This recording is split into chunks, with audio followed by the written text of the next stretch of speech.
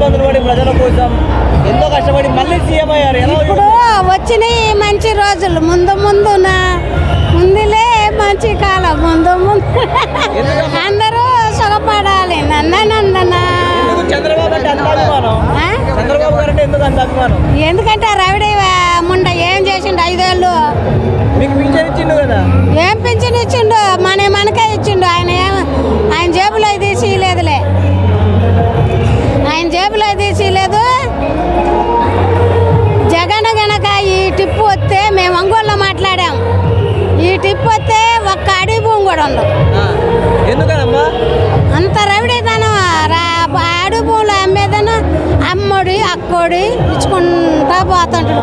జగన్ నీ జీవితంలో ఇంకా ముఖ్యమంత్రి కాలేవు. 26 జిల్లాలు జనాలకు చెబుతున్నా, ఈ తడవ కూడా చంద్రబాబును గెలిపించుకుంటేనే మన అభివృద్ధి అయ్యేది, మన దేశం.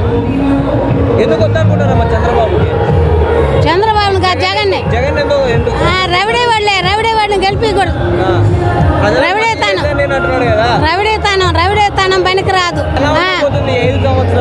5 సంవత్సరాలు చల్లగా అందరి దీవెనలు అందుకుంటాడు. ఏమి ఇబ్బంది లేదు.